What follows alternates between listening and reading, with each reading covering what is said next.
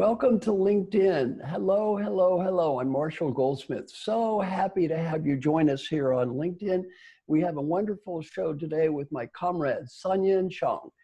We're going to be talking about the role cultural organizations can play during this time of crisis. And I'm going to briefly introduce myself, then my good comrade, Sun, and then we will begin. My name is Marshall. I'm from a small town called Valley Station, Kentucky. I went to school in Indiana. I got a PhD at UCLA. I was a college professor and dean when I was very, very young. Then for 43 years, I've done three things. I've traveled all around the world speaking and teaching. I've been to 102 countries.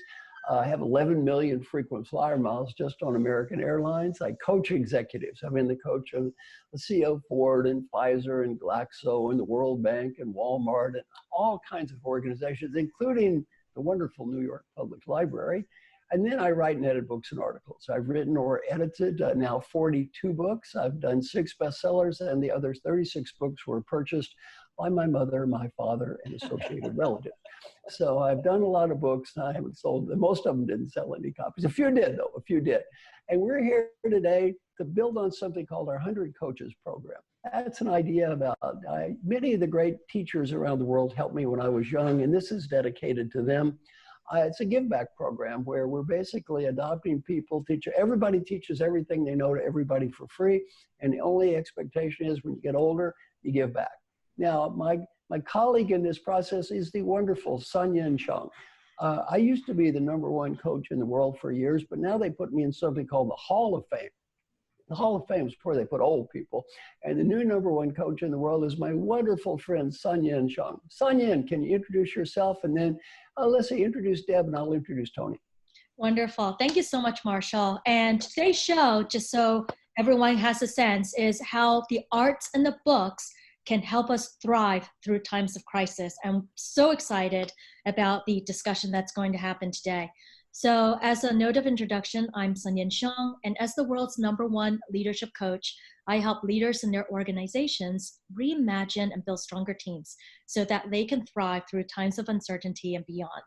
I work with CEOs, military generals, tech founders, and students because I'm also the executive director for the Coach K Center on Leadership and Ethics at Duke University's Buchel School of Business, which is a premier global leadership center that convenes think tanks, all gatherings, and also serves the leader development of our MBA students.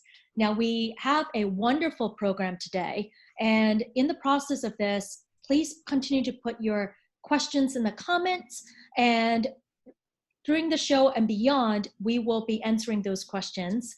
And throughout, if you hear something that you like, let us know too by reacting by clicking a like or a light bulb button. So today, the arts and the books, how it will help us thrive through periods of crisis.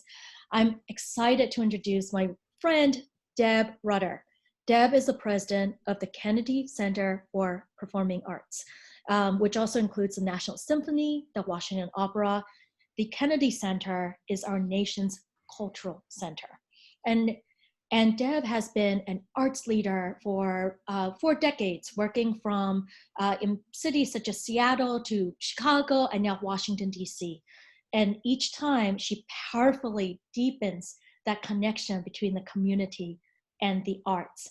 And in our National Cultural Center, the Kennedy Center, under Deb's leadership, has been serving as an exemplar for how globally, for how arts institutions can use the arts as a beacon for social change and social impact in terms of making cultural, societal transformations. And back to you, Marshall, for introducing Tony. Our second guest is Tony Marx. Tony is a wonderful, wonderful guy. I've known him for several years. He's the president and CEO of the New York Public Library, the world's most widely used and #1 library. Before that, he was president of Amherst College, where he really worked hard at expanding diversity, tripled the underrepresented enrollment in the university, and also, like I said, just a good guy. I started working with Tony. I wasn't exactly sure what the New York Public Library was all about. And really, he's an effort to make it relevant to large groups of population around New York City, and ultimately ultimately the world. He's also done some fascinating research in his younger days. He stayed in South Africa. He's working on anti-apartheid, educating people. So very, very honored to know Tony. So let's get rolling with question number one for both of you. We'll start with Deb. Both of you lead iconic arts-based organizations. How'd you get into this field? Well, with anything, I think really important, it starts with family and school. And this is deeply embedded in the DNA of my family. And I was really fortunate, as Sonia mentioned, I've been doing this a really long time. And it was back in the day where you could start playing the violin or singing in a choir when you were still in school. So this is really a part of who I am. And I feel very fortunate to be at the Kennedy Center now with the mission and the mandate that we really do have to represent the whole world to America and America to the world, and to ensure that we actually do represent all of the performing arts as we do so. Very good. How about you, Tony? Well, thanks, Marshall. It's an honor to be with you all. Deb, does amazing work. You all do amazing work. So I'm an educator. I believe, that is the fulcrum for change that at least I feel I can contribute to the most, and that's been true my whole life. It goes back, as Marshall says, to South Africa, where I saw a generation that had been more than a generation purposefully undereducated under apartheid. And we put a college together, we gave 1 year of quality education, and 1,000 students soared and have become leaders of the democratic South Africa. And that taught me a life lesson, which is everyone can learn. I don't underestimate the capacity of the human mind, even when it's been purposefully damaged, as it was under apartheid and aspects of our own history. The library, I didn't sort of see the library coming, but as an educator, when the library said, would you join us? I thought, wow, it's information for free for all. It's the foundation of education as well as democracy and economic activity. It is, as Marshall says, this is the most used library in the world. Libraries are the most visited civic institution, not only in New York, but in America.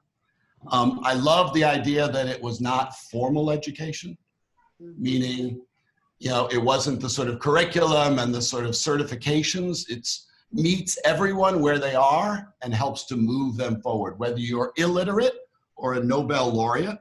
I love the values of that. They seem to be more pressing now than I expected. The values of inclusion, of respect, of opportunity, that all can learn. We're at risk of losing those, and the library is ready to stand for them. Lastly, Marshall, and I had no idea of this when I joined the library, it is, with Deb, it's an almost unique combination of scale of impact, right? I mean, the nation's cultural center at the Kennedy Center, or the nation's most used library, and at a moment when it can change. And that's been true not just now under these circumstances, but in the last 9 years. Libraries felt an existential threat about digital, electronic, and so the field was open for rethinking. And that combination of scale of impact, ability to rethink and contribute to that rethink, to have an impact, that's really quite rare. Deb, I think you would agree that doesn't happen very much in large institutions. Well, I think that we're in a unique moment now where we as institutions have the challenge and the opportunity to really reimagine ourselves. And I think that as you were describing what you're experiencing in these years and the reading that I've been doing and thinking about public spaces, both of us are in a very similar place where we're creating an environment to welcome people in, to have their own personal experiences. And that is through their imagination, through their personal creativity, their personal reflection, as well as having shared experiences. And I think that that's what's really unique. And I don't know how Marshall and Sonia, you figured this out to bring us together in this way, but it actually is really, really perfect.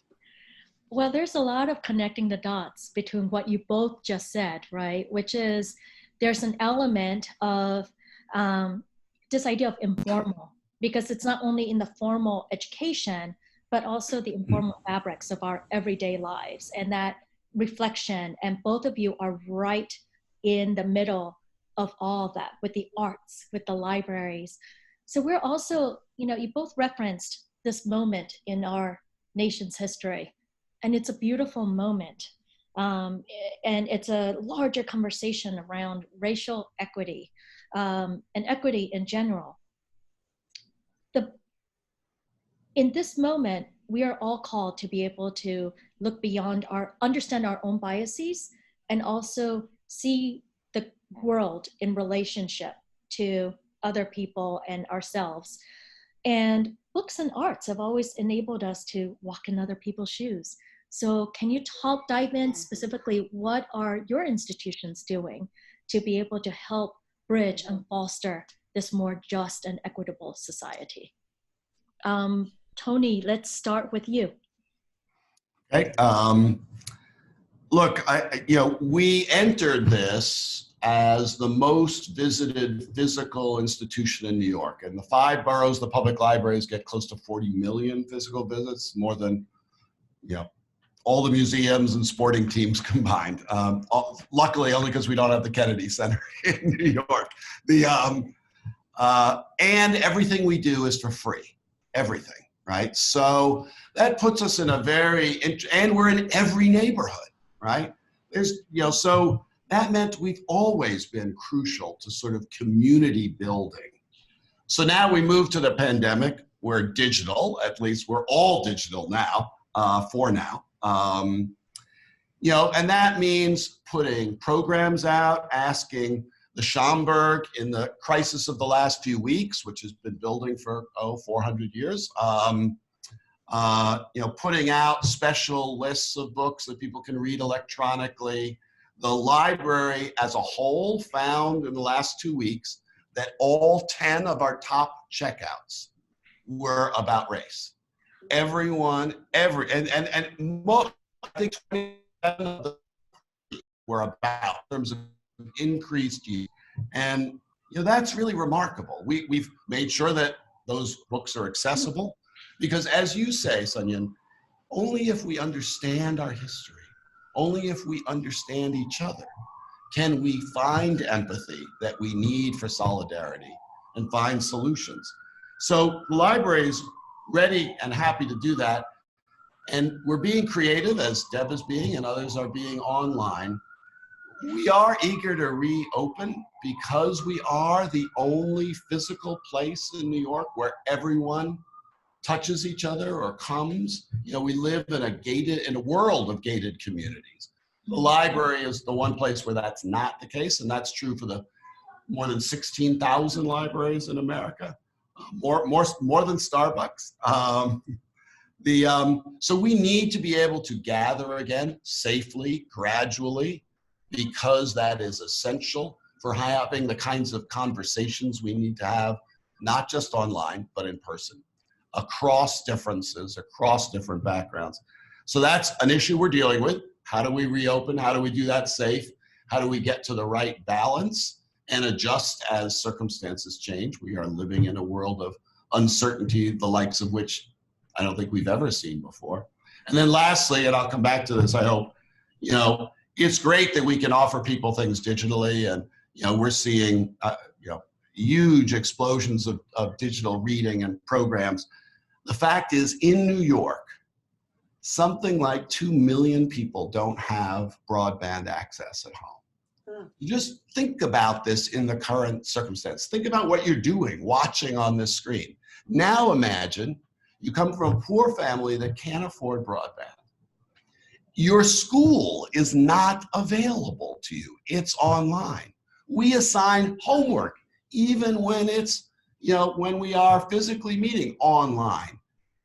In New York, today, 500 people will walk through a pandemic in their neighborhood to sit in front of our branches, which are closed, to get bleed of broadband from under the door, so that they can do their schoolwork, join their classes, do research, find a job. This is New York. New York in 2020.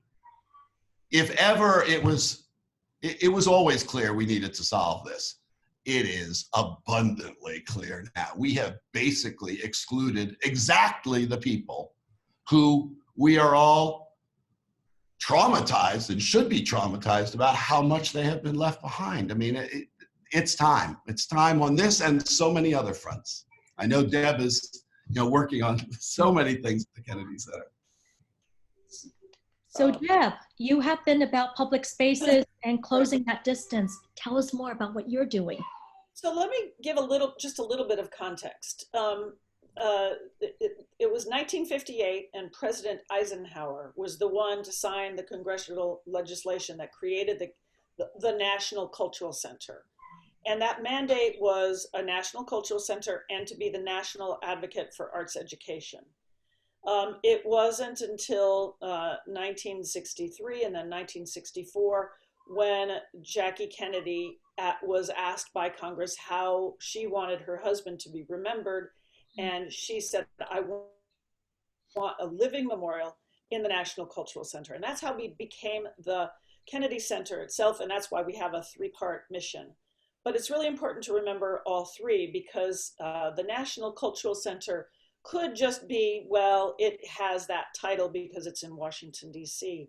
But to be the living memorial to a president that believed in artists, believed in the humanities, used language, and used media to communicate with our world is a really important context to understand. But also think it was 1971, society was very different. It was Kennedy that we're named for, and it was Johnson who was the one who, the first shovel in the ground to create the Kennedy Center. So the Civil Rights Act, very important at that time. And yet in 1971, the big performing arts centers around our country, around the world, were the symphony and the opera and the ballet and these very elite art forms. But through our existence now, nearly 50 years, we have grown and evolved as our society has grown and evolved. I stand on the shoulders of my predecessors and the amazing team of curators and visionaries who established programming across the country for schools and communities for arts education and to develop training, teachers, communities on how to bring the arts to all children. And one of the flagships of that program is a program called Turnaround Arts, where we take arts integration into a school to help the school actually improve overall, not just in their arts programming, but overall attendance, matriculation, scores, etc.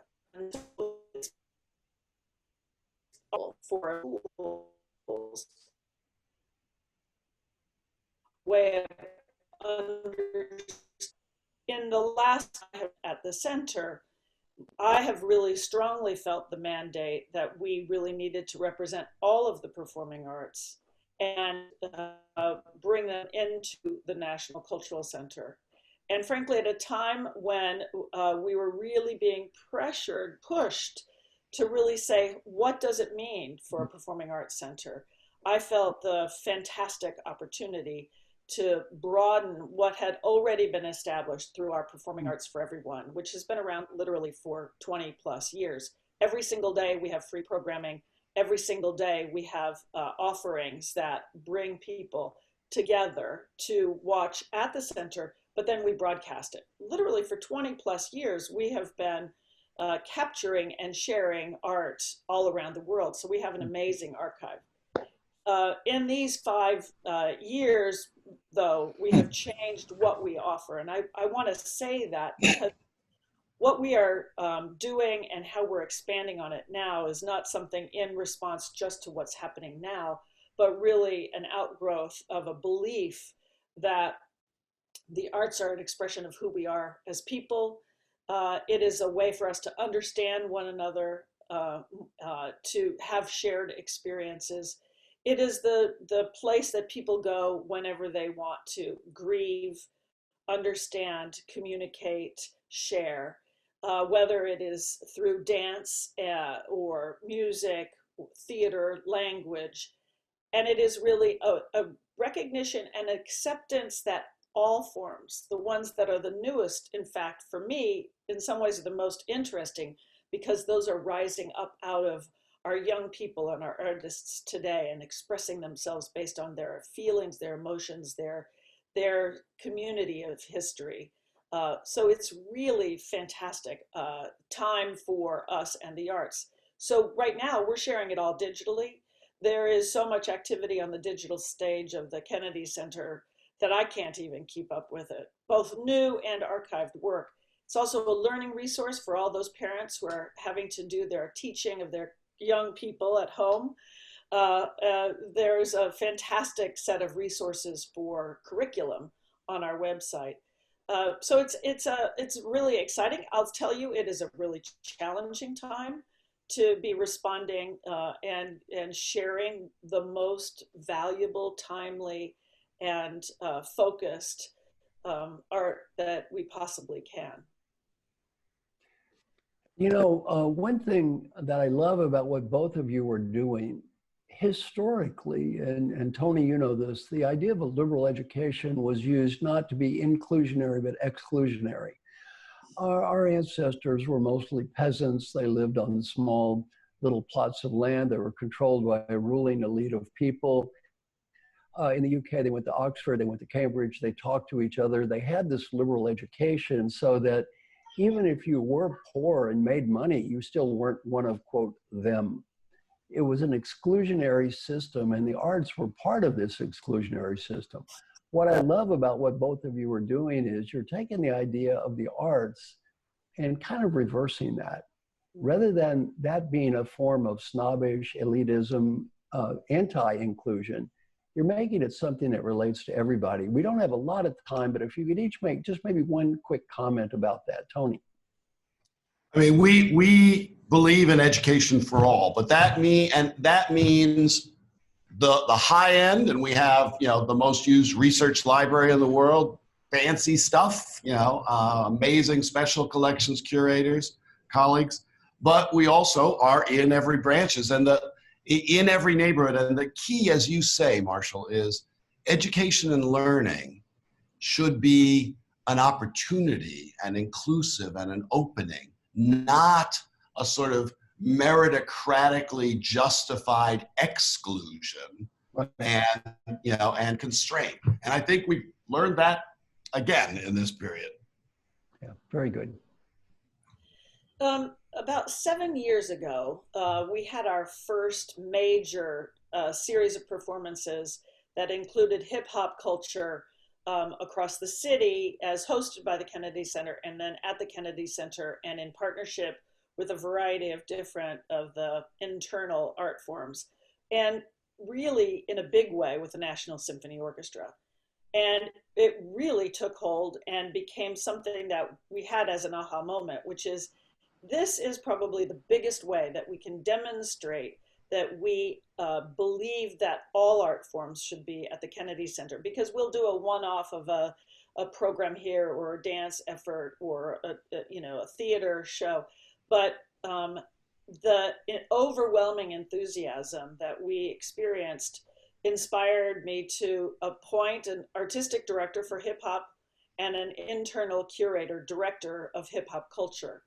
And it has become it has really been not just an important part of what we do, but demonstrates the open door of having everybody participate.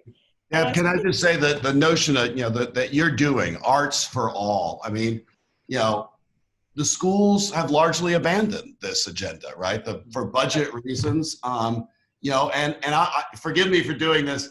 I can't help for the connection. John F. Kennedy, 2 weeks before he died, came to Amherst College, where I used to work, and gave one of the most amazing speeches that most people don't know of his presidency. And it's all about the role and the power of arts and culture, and in this case, poetry, because he was honoring Robert Frost. You know, and you know, you're making that real. So that's amazing. Sunyan and Marshall, you didn't realize that you were bringing us together in this way, but of course I use that Amherst speech all the time in my work. Me too. I have it memorized. So authentic. It is so true about the need and the desire. And so it's not just about hip hop culture. We're really doing it in so many different ways. And all of our work that has really exploded around social impact and has been some of the most exciting, rewarding new work that we're bringing into our spaces. We have new spaces at the Kennedy Center, really specifically designed for this kind of informal engagement, learning, and exploration of the arts, deep participation. And I think it's really through the language and the humanities and the arts and participation and the belief that we all have an opportunity to find ourselves through these art forms is really important. Sunyan, it's time to wrap up. One final comment from you, then I have a final comment.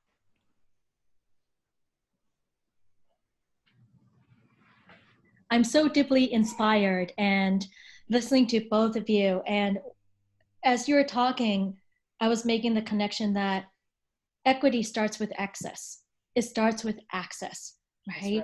Access for everyone. And what I love, I mean, as someone who spent more time in libraries growing up than I did any other place in the world, and you're a professor now. Funny about that. and Deb, my children, I've told you, my children, my family, we're avid consumers of what the Kennedy Center is doing with the Mo Williams and Yo-Yo Ma and all of your programming, and now learning about the education aspect, that this access, this equity, you're also touching at it with starting at very young ages. That's the right? idea. And that is powerful. That's how that's where we start. That's where we start. So I want to thank you both for Thank you. In closing, Sunyan and Tony, you see, Deb, you have not had one cultural experience that Sunyan and Tony have had. I don't think you've had the privilege of listening to me sing before, which please. All participation in the arts is valuable. Don't be intimidated. Marshall, you're not shy. I mean, we're talking about the Kennedy Center here. We're not talking about a low bar. Don't be intimidated when you hear him sing. I don't want to look like that, so we'll save that for another night. So finally, let me just say, Deb and Tony, so honored to be with both of you. So proud of what both of you are doing. All I can say is just thank you for your great work. And if there's anything we can do, let us know. We'll try to reach out and do the best we can to spread the word about with the wonderful things that you're doing. So finally, thank you. Goodbye. Thank you, everyone. Thank you. Great to be with you.